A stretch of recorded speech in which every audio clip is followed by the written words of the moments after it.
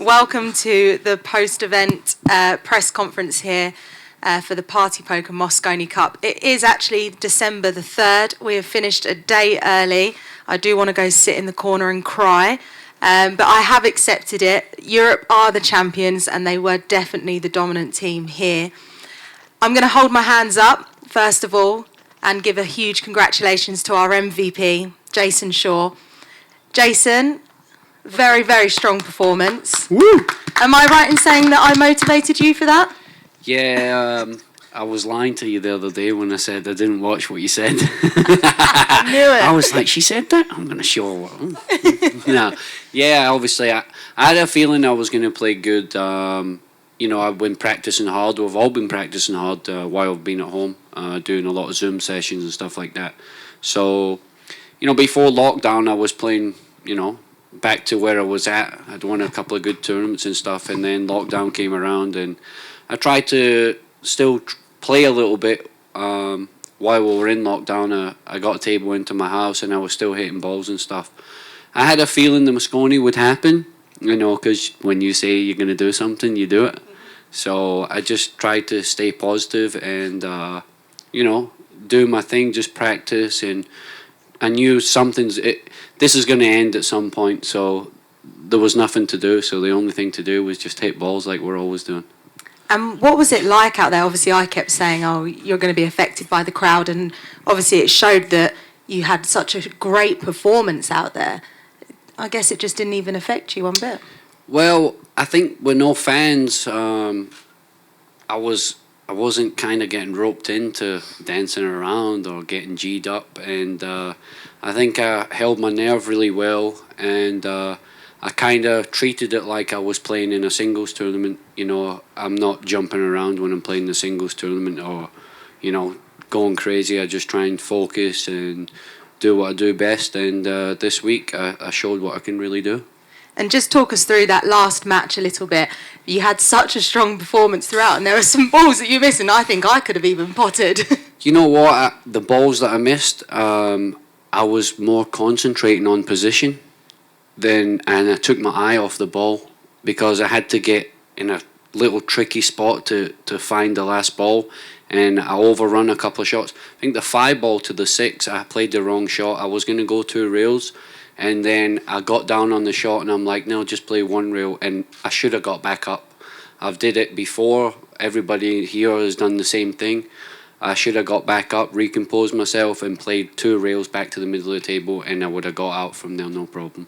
Well, I think there's no doubt you're such a huge respected player, Jason, and you've, like the International Open you've won, and I think sometimes some people think for the Mosconi Cup that you get chosen because you're the entertainer, and I think that's been sort of the question on a few people's lips the last couple of years, but this performance this year, MVP, you have secured your spot. You have said, yeah, no, I deserve my spot here, fans or no fans, I'm not the entertainer, I'm here for business. Yeah, you know, listen, I always come to do business, but you know, when there's fans there, it's easily to, you know, to get involved, and you know, it's hard. Listen, anybody that does this, or anybody was in my position, if you got 2,500 people screaming your name, it's a bit hard just to sit in your chair and not do anything.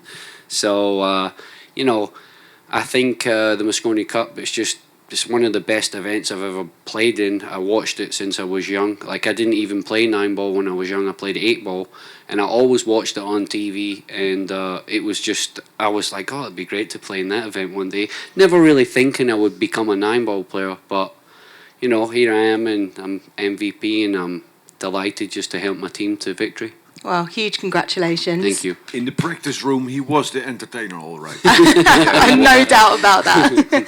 Alex, I'll come to you.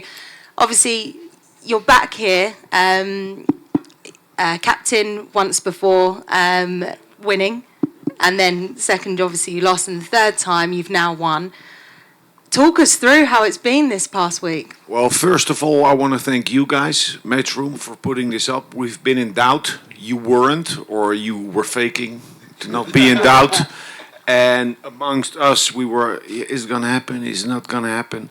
And you stuck to it. You brought it. You brought the event. You gave the players a chance to compete. I mean, think about them. They've been sitting on their backs, on their bottoms for 8 months. no competition, not earning money. You brought pool to the fans. You did a great job, and we only got to see a glimpse of what it's like to be in a bubble. But I know, with your drive and ambition, I think the last 3-4 months you've been in a bubble for 80% of the time, and a lot of respect for that, for you and for the whole Matchroom crew. So, firstly, that. Secondly, yeah, we need to thank the Americans for playing with a lot of heart, but the session yesterday just broke their backs. So, and today it was an uphill battle for them. So I'll leave that there, and we look forward to next year. In regard to our team, very nice cooperation. It was a good thing we started to meet up online some months ago. Carl and me working together is perfect. We complement each other. We have common grounds as well, but he's an energizer. He made that call to put Jason on yesterday. And with the guys, we had a lot of fun. Ping pong was great. A lot of quality on the table as well. I think we just got the mixture about perfect, which is a nice benchmark and reference for future years. I think what you've done here is you've done a fantastic job here with the team. I didn't realise how strict you were being throughout lockdown with all the Zoom calls. And I think, to touch base on what you've said with you and Carl, that obviously if we turned around to you and said pick a vice captain, you wouldn't automatically go for someone like Carl. So it's great that... What do you mean? Well... Explain yourself. As in, you've kind of not been forced together as such, but it's worked well. And he's obviously brought something different to the team. Were you a little bit nervous about what he would do? No. When you informed me that my vice captain was chosen for me, really? No, I realized in 15 seconds that it would be a good fit. So we're not competitive anymore. When I was still a player, who would you have picked as vice captain? Actually, what's the point? To be up against this guy as a player and him being a player, that's rough because he's a good smack talker. But in cooperation, a perfect fit. If you were to be asked back again, well, I don't want you to get cocky about it. We're serving spaghetti bolognese tonight. That is my favourite dinner, everyone. By the way. Back to watch, might not get any. If you were to be asked back again to captain Team Europe, would you go for a vice captain like Cole, or is there someone else that you would look to? Just one like him. Yeah. No, we're at it together, right? Yeah. There's only one me. Carl, just talk us through this week. You recently said in Off the Rail that perhaps it was more nerve-wracking for you out there as a vice captain because it's out of your control. There's nothing that you can really do. You just hope and pray that they make the shots. How's it been different for you? Yeah, just what you said, really. You're sort of like the proud father. Well, Alex is the proud father. I'm Uncle Knobhead. But, I mean... Apologise for swearing there if anyone's offended. Oh, sorry, I thought this was being filmed and edited. No, to be fair, obviously you can't really do much. I've played in the event before, and sort of when you're playing and you're on next, you're waiting upstairs, practicing, hoping, the match goes our way, and you're just sort of focusing on yourself to a degree. But when you sat there and you're watching it all, you're just thinking, oh, please, pop this ball, don't do that. Hope they scratch and all this. So it's just a bit mad. But, like a year ago when I was in Vegas, I was obviously on the crank, shock, trying to get the captain's gig, obviously tongue in cheek. But I don't think I'd have been a very good captain, to be fair, because I've seen a different side to it all, and I've learned a lot, and it's been a pleasure. Did you find the lineups and the format a lot tougher than what you were expecting? No, not so much that. I think, to be fair, it's kind of, when you've got 5 champions like these guys, it's, it kind of picks itself, really, and I think we did a good job of that, and I'm just glad all the lads showing up, and I'm glad for Jason, who's, he's played well in the Mosconi Cups, but it's kind of fitting that it's sort of his Mosconi, and, the way it all unfolds. I just think there's always one guy who kind of wins that big point, and, on day 2, that was Jason. Well, I think the real MVP is Catchy, because you played so much out there. I thought it was your time to shine at the Mosconi, but I don't think you got much of a chance. What? He was shining in the back room, eating food 24/7. He must have gained about 25 pounds this week. He's non-stop eating. What was going on, Catchy? Did you want to go out there, or were you just not too well in practice? You put a bit of weight on, or? When you get to beat Team USA 11-3, you don't get many chances to play out there. So Great if it was answer. a little bit Ooh. Good closer, answer, pal. I would have played more. Okay, that was me told. No, in all seriousness, we've come back. There's no fans out there. You've won. How's it feeling now? Sort of looking ahead to next year. Yeah, I mean, it was really good that we had to play Mosconi Cup. So it's been like 25 years, no year missing. And it's my favorite tournament. Of course, now that it's finished, I already thinking about the next one. And yeah, it was fun even without audience. We enjoyed it, and really happy to get the trophy back to Europe. You spoke a little bit about like the doubles pairings. Obviously, in Albania, you've never really had any doubles that you can, have the potential to play with, like Albin and Mario, for instance, for the World Cup of Pool. Our lights have just gone out there, so if you just think what it was all dark. Do you think that that's something that you worked on better this year with this team? Yeah, we have worked a lot in doubles and communication and everything. I love having lessons and Zoom meetings with Alex. He's really a lot of knowledge. And I played one double match in this tournament with Albin, and Albin is a really good double player. So. Did you get in a little bit of trouble earlier on in the year from Alex? Were you not attending some of the Zoom meetings? What do you mean some? He missed about 20 of them. He's too busy acting like Dan Bilzerian, that was the problem. So did you get a bit of a telling off, or? Last time I because missed, you're on the team, so something must have changed. Last time I missed the meeting, it was for a good reason. What was the reason, pal? What was the reason? What was it, pal? She was too hot. For any birds that are watching, that's totally degrading. You should attend your Zoom meetings. I'm so upset with you. I'm glad that you told him, Alex. No, he did call and say, guys, I'm too busy right now. I'll be there in like 2 hours. I'm like, it started an hour ago. Well, Fedor. Yes. I'm gonna Let's skip him. How was your first Mosconi Cup? It was great, really. I was probably too excited before my first match, so I was really nervous and I showed it. Missed a couple of balls, but then on the second day, of course, we were leading and it gave me more confidence. And I showed my not A game, but at least good game, good level. What happens when you are nervous out there? Do you look to your teammates and do you all sort of pump each other up in those instances? Yeah, that's what we did. Carl and Alex, we talked after day one, and we started to cheer more. That's why I think we beat them on day two like pretty bad, because they're just one or two clap and that's it, and we were like yelling and shouting. So I think it helped us. So do you think that was like a turning point for Team Europe, just being more vocal out there? We turned the crowd noise off in the arena on day two because I personally wanted it to be more tense, and I think it made you more vocal, which perhaps worked for you guys. Yeah, I think that was a turning point actually, because it's races to 5. We are the better players on paper, but still it's race to 5. Anything can happen. So we tried our best. We cheered really, really good. And Jason played like super good, so that's why we won. Well, so I'm going to come to you, Josh. Yep. Have you prepared some answers for me? You're going to give me some one-liners this time. Yep. Mosconi Cup. Everyone talks about how you're the player. I think in one of the pre-interviews, I compared you to the likes of Judd Trump. How's it going out there, perhaps not making sort of MVP, and obviously Jason taking that?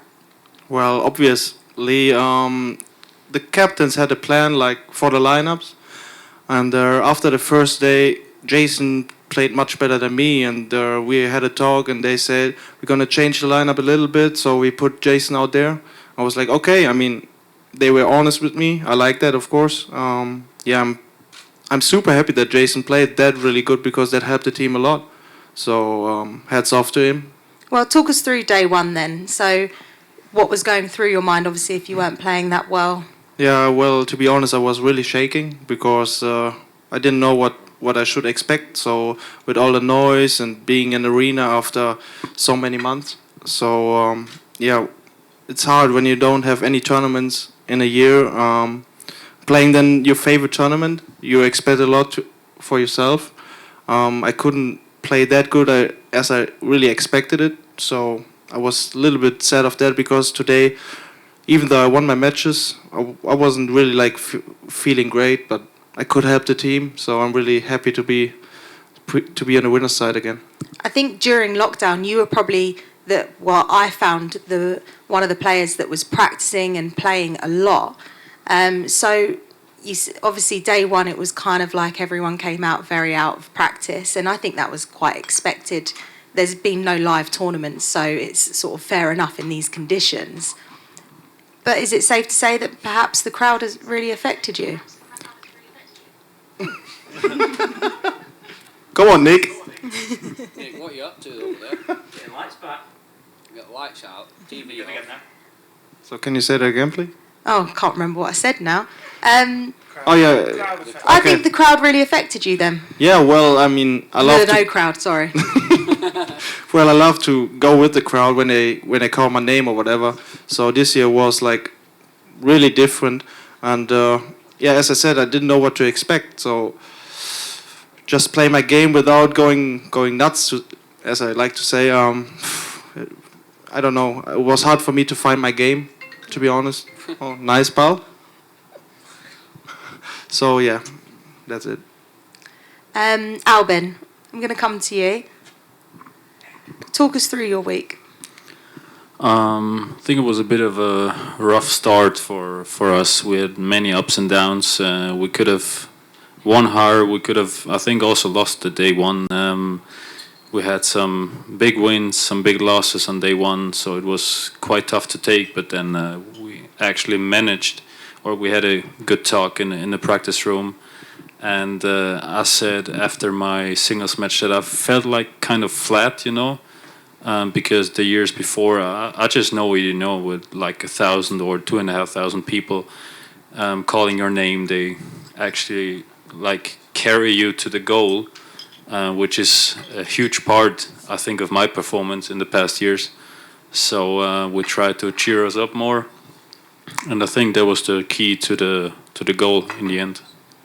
And obviously the final score was 11-3, but I think everyone watching saw it was still quite a competitive event. A lot of matches were going hill, and perhaps the scoreline didn't really reflect how the tournament unfolded. So it wasn't. Team USA were still good contenders for the event. They played really good, I think. We just won many legs, actually. I think they didn't practice it. We spent a little bit of time in it, and I think it really paid off in the end. I think 3-4 times we actually ran out the rack on hill, which was very important. The break came good. So in the end, some of them were not at their level. I think like Skylar, he was just, because he didn't play much in the first 2 days actually, so he was kind of way off of his what he actually did in the past years. So it was hard to take for them, of course. Shane played very good, I think. I think it fits to him very nicely without the crowd. But some just need a crowd, And I think so many people saw the lineup today and were expecting there to be perhaps that first 2 points to go to USA, sending Shane and Skylar out, followed by Skylar. But it just seemed that second match just wasn't for him. Yeah, of course, it could have gone either way, actually, at 0-0. But like I said, Skylar looked not really good out there. And I think he a little bit took Shane down with his performance. And then it was already too late for them to come back. What's that? I don't even know what that's like to be two-time MVP and then to come in and have sort of a performance like that, it's going to be hard for him to obviously come back mentally from that. Yeah, I'm pretty sure he won't have a mullet next year. I think the mullet's done the I think the mullet's got to them. Every time you looked up, they were like this. Yeah. They definitely were a talking point for the event. It was probably quite nice seeing as there was no crowd. It was something else to talk about. I think John's got the best mullet I've ever seen. There were definitely 3 mullets in that arena. Alex, I'm just going to come to you quickly. I think a lot of what I've seen the last couple of years is the Team USA bond and how they've come together differently. I've personally seen that from, I think, one of my first Mosconi Cups, and it's been good to see, and I think that's what's brought Team USA back. But one thing that I was quite nervous about with Team Europe this year was that it was still quite individual and it wasn't as much of perhaps a forced team. But I think I've been shown up there, and I think that you guys have perhaps formed a bond. You know, I saw you guys last night where you were cooking, and it's been actually very good to see you all bonding. So is that something that you have brought to the table, or have you just got a bit of a different team this year? You can say you enjoyed the dinner last night. You can say you enjoyed the dinner last night. Well, there was a bit of raw chicken that I got a little bit unsure about. No, the dinner was absolutely lovely. Well, it's a bit, the staff, Carl, me, we try and facilitate and manage and think of good things to do and to implement. But it's also the group, everyone bringing energy and joking around and having a ping pong table. I mean, I haven't left. So we were doing the around the table ping pong, and we will do that tonight as well. It's a lot of fun. I mean, I think this couple of days, 10, 15 times I've been laughing. We've been laughing so hard that it hurt, that you actually can't return the ball anymore because you can't stop laughing. So the ping pong table was big. It's obviously a very strong team this year, but Jason, just talk us through. You've been here obviously the last couple of years and you've seen the change in the captaincy and the slight change in the team. So has that what's made a real big impact? I think, what we've done over the last 3 months, the Zoom calls, has really been great for all of us. I think there was a couple of players in some departments that were okay, but weren't, great at it. And Alex kind of spotted it, and Carl at the same time. You're going to call what players? Myself. Okay. I think my safety game was okay. It wasn't great. But what we worked on the last few months, and I think they really helped me a lot this week because I thought my safety game was really good. It won me a lot of matches. It put me in good positions where usually I would maybe have gone for a shot, or I would have took the push out that they gave to me and I gave it back.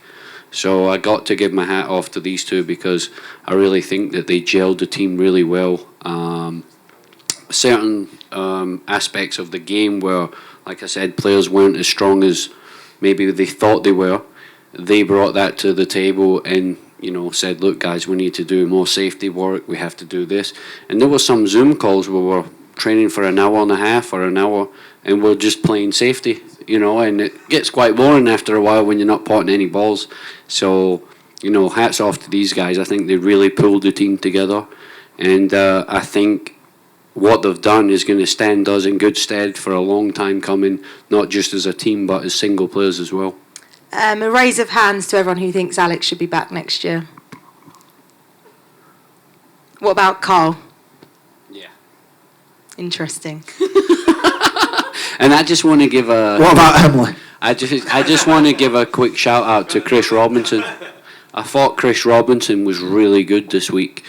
I felt, I watched some of his matches. I even said myself maybe he might be a downfall to their team, but, hats off to him. I thought he played really well. He handled himself really good, and he's a great kid, and I think he's going to be around for a long time. I totally agree with you. I think Chris has turned around to everyone this week and said, no, I justified my spot here in the team, the Mosconi Cup. He's a really nice kid, like I said, and I think he's. I think the Mosconi Cup, the way the table plays and the way he plays the game, I think it suits him perfect. The way he kind of strokes the ball and stuff. So fair play to him. I thought he was really good. I thought Shane was good, and the rest of them were just, they just didn't find their A game. Okay. Well, I'm going to head to Michael for some questions. Yeah, Jason, congratulations on being MVP. I'm over here. Oh, I'm like looking on the screen. I'm like, Mike Bonazzo doesn't sound Irish. Where's he come from? No screens needed here. Congratulations, as I say, on being MVP and on delivering the winning point, of course. And it may be very difficult to put into words, but maybe you could talk us through the emotions as you potted those final few balls and tried to, I guess, block out what it all meant. Yeah, I was running out. I'm thinking, I've got an easy table here. Just keep it easy. And then I changed my mind on the 5 ball to the 6. And then I've missed the 8 ball. And I'm thinking, oh, here we go. Because he's breaking next 4-3. It's going to be 4-4. I won the lag. So I'm thinking, at the worst, let's just concentrate. If it gets to 4-4, I'll have the break. Just focus on that. Or if he doesn't break good, try and come to the table and play some smart shots. But then he missed the 8. Oh, sorry, he fluked the 8 ball. He missed it first, I banked it, then he fluked the 8 after that, and I was thinking, oh God, here we go. And, the next rack after that, I think, what happened in the next game? He, I think, did he break or did I break? No, he broke the balls and didn't get, I don't think he made a ball, or he played safe. And I got to the 4 ball, and I was concentrating so much on position because I had a small window to get to. And I took my eye off it. And then he played a real good safety on me. And I kicked the ball and left it. Then he played another good safety. And when I had the last ball it was a long shot just to follow, I was just thinking of what I did in the match. Just tried to prepare for that big shot because I knew it was natural position for the 6 ball. And I was just happy to see that ball go in. I knew when that went in, the game was over. And you delivered the winning point before, of course, back in 2016. Now, normally when you do something for the first time, that's always the most special one. But I was wondering if maybe this time is a bit more special, because back then Europe were still in the middle of that great run. This time it's been all about winning it back. Yeah, obviously the last two years have been disappointing for everybody that's been on the team. It's just hard to get over it. When you lose, it takes. They probably feel the same. It's not like you just forget about it. You're going like a month or two, and you're still thinking, and you're seeing a lot of social media people just talking and stuff like that. So it's nice to just win that final point. Kind of feels like we're back as a team, and it was incredible, really, because I knew I was playing real good all week, and I knew I had these guys behind me just backing me up as well. So I knew in the last match, if I win, I'm probably going to get MVP. So I think I put a little bit pressure on myself too. But, I came with the goods in the end, and I delivered, and that's what it's all about. And just a question for Alex as well. Alex, it's not actually your first time winning the Mosconi Cup because you had the previous stint. I wonder, though, how different it feels this time, because it's a very different event now to what it was in your previous time. It's bigger, and it's the COVID edition, so it's a special one. The players not having competed for so long, it's I can't have time with the players, so there was more preparation. I got to do more coaching and training, so therefore my personal satisfaction is bigger, because I feel like I've been able to contribute more. And it's often said that people learn more in defeat than in victory, but you still learn something when you're on the winning side. So do you feel, even with all your knowledge, that even you have learned something from your handling of this team? Yeah, definitely. It's always about the lesson. I hope they've all learned, and I've learned. Yeah, there were things that went well and things that we could have done better. And on we go. Okay, that's all from me. Back to you, Emily. I'm going to head over to Mike Panozzo, who I'm sure has got bundles of questions for everyone. I think you asked them all.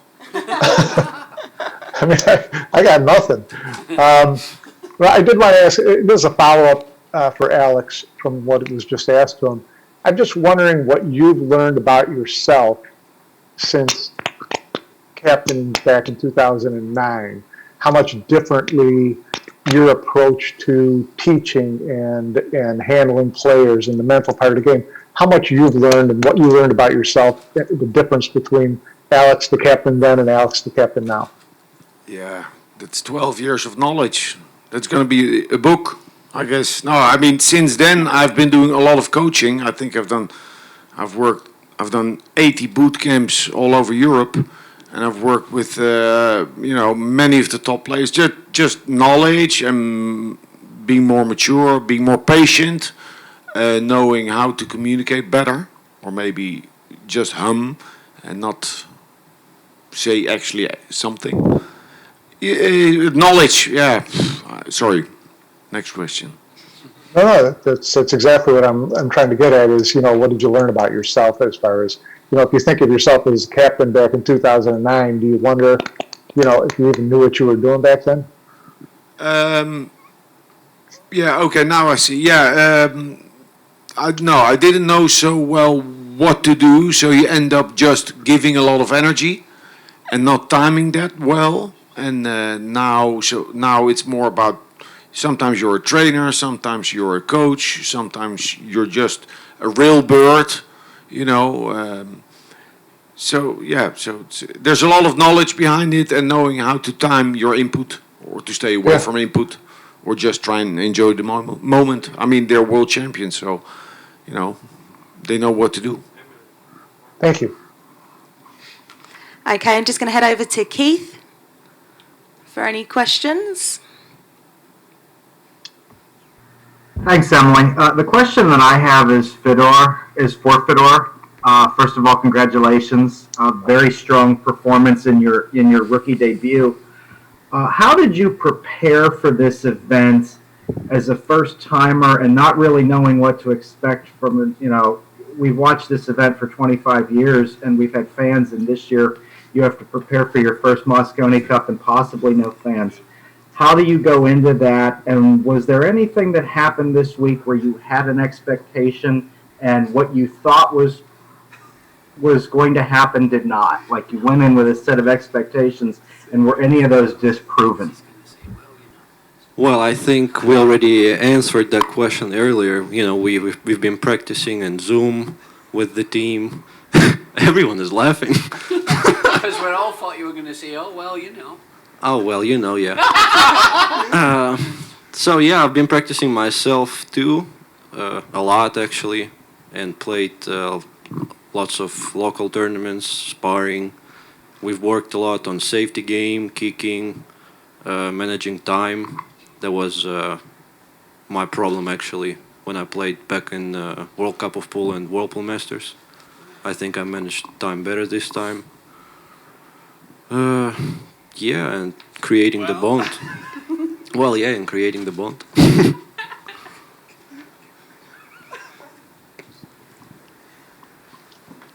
Any more questions, Keith? No, I'm good. No. They have a lot of private jokes between themselves, Team Europe, so don't worry, I feel very left out as much as you guys do. Over to you, Nate. He's like, what day is it?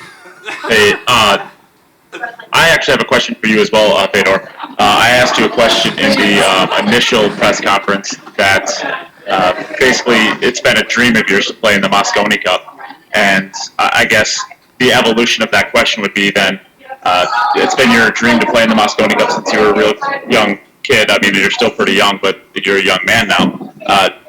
What kind of motivation can you give to a 8 to 12, a younger kid who's putting in the time and becoming a great player like yourself and the rest of Team Europe? What is your advice to them? And I guess what are you taking away from this Mosconi Cup that they could learn from to get them to where you are now?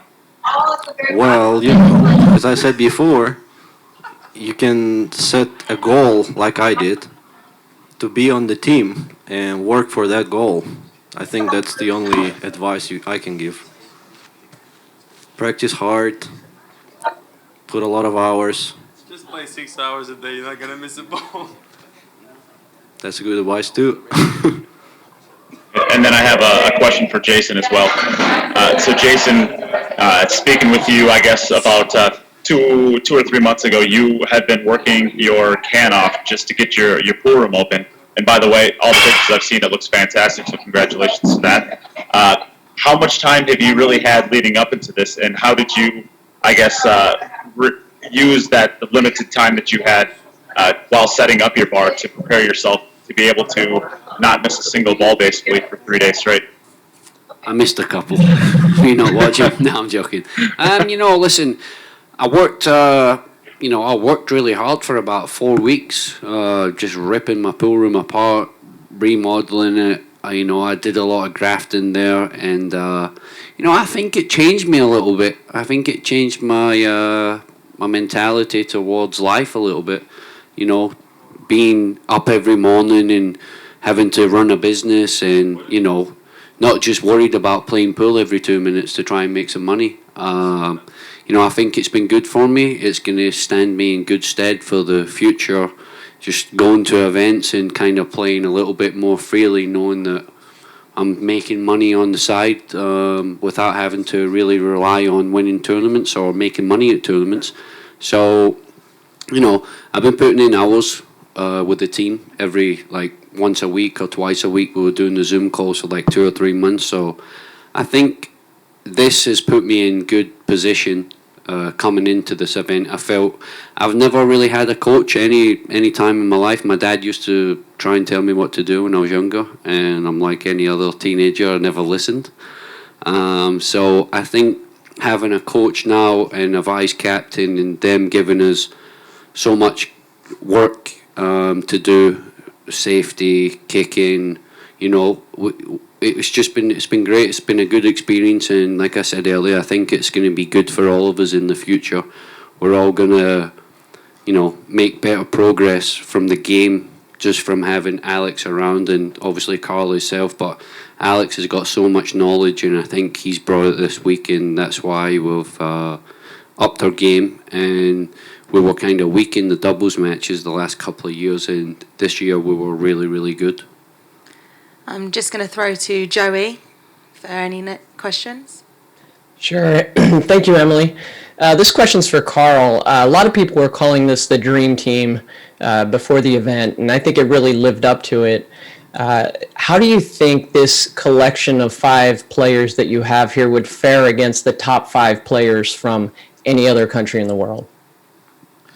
Tough question, I suppose, because we all, even the guys sat here, we all know how good the Asian players are. So, that's a tough game for anybody. But we've, like Jason just said, Alex has brought a lot of knowledge into this. The workouts, the practice routines, and he's got so much knowledge. I've learnt loads myself, and the players are going to go on. They're all young guys.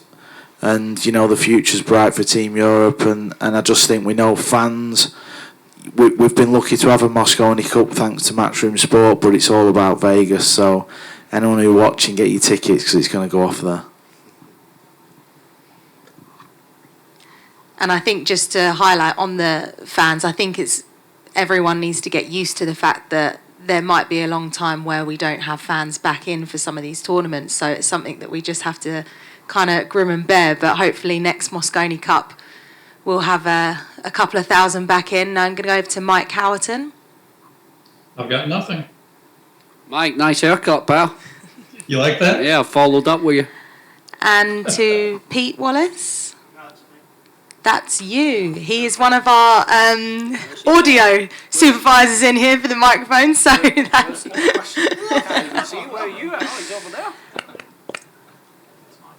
And I'm going to finish off with Mike, who's waving his hand. Jason was talking about my haircut. This is for Jason. A lot was said before the event with personal grudges and that type of thing. I just want to know how much of that, once the event got started, how much of that was still with you? How much of that just you used to motivate you to get started and then just focused on the game? How did that play into it? And were you at all concerned that those distractions were going to affect your teammates at all? No, I thought it distracted them pretty well. A little bit of mind games. It is what it is. And I kind of used it as firepower. Like you've seen, I was motivated every match. I was actually hoping I played Shane a couple of times. And I managed to play him a couple of times and did the business. And, listen, that's all in the past. It's said and done. I used it as firepower. And, hopefully in the future, maybe we can squash it. But it is the way it is, and I definitely used it as firepower. It didn't really affect me. I was using it more, giving me energy. Okay, and I'm going to wrap it up there. So we might have finished a day earlier, but it's been a fireworks Mosconi Cup here from the Ricoh Arena in Coventry. Thank you to the players, and obviously congratulations, guys. Young, brilliant, strong team. Absolute hats off to you all, and I think what a performance. And thank you for everyone for tuning in. Join us next year at some point. I have no idea where or when, but just obviously keep an eye on our Matchroom pool pages for all of our pool events. And good night.